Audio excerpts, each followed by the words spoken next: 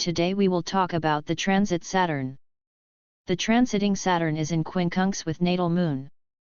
The way the transiting Saturn behaves in Quincunx with natal moon depends on the position of the natal moon. This transit may be more prominent in your life if you already have planets in aspect with natal moon. But the basics are this. It is a time of emotional adjustment, especially in external relationships and life or career, and relationships with family members or in your home. So we can say that in this situation the key thing is to put pressure on the external relationship on your home life and family. Whether it is possible to establish an adjustment here will tell us the natal chart. What is happening here at the moment is that your assumptions about life and yourself are becoming colored by your early childhood experience, inconsistencies, and uncertainties about your parents' roles.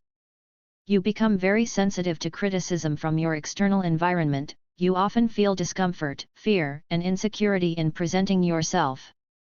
Whether it will and to what extent it will not seriously affect the native will show the sign, but people with the moon in Leo or Libra could tell us a lot about their experience. What we can all agree here is that Saturn's influence is never good that the moon concerns.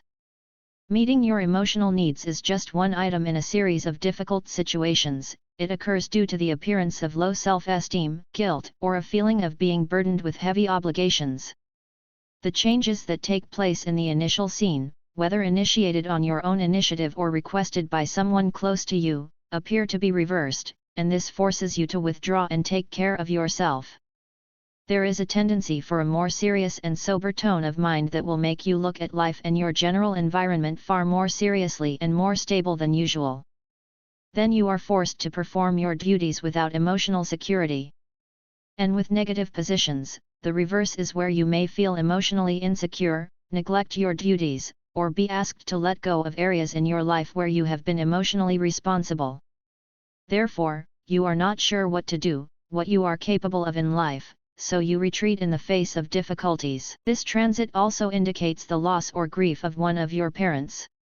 It is often a problem to have both at the same time, but in many situations it is a person with whom you have had both emotional insecurity and excessive addiction. There is a feeling of discomfort, even uncontrollable behavior that certainly affects health, because the system is never in good condition during difficult transits. Pay attention to the circulation to be maintained in good order, and the system ionized as much as possible. If you are in a financial business where you take on additional responsibilities, continue with the same only if you know you can do it without risk. As you become more confident in your true responsibilities in life, your vision becomes clearer about what you can achieve. A sense of security gives you a willingness to let go and move towards a bright future, and that's where the key is to become more productive. So to summarize the complete situation, which in many cases ends badly due to incompatibility of signs and inconsistencies of the planets. Care must be taken not to become too depressed or desperate, to be able to cope at all with the calming conditions that the situation brings, but if you get upset or suffer, it will only put you under the worst side of the impact, so it will slow down your progress and delay work. And keep you in many ways, personal and general. If you have distrust in your feelings and become unemotional and suspicious of other people's motives when trying to connect emotionally with you or become intimate with you. The key to taking advantage of this transit is to maintain some control over your emotions while at the same time sharing intimacy and fully expressing your true feelings. Depending on the amount of emotional support you felt early in life, you will better understand how your habits and actions affect the life circumstances in which you find yourself.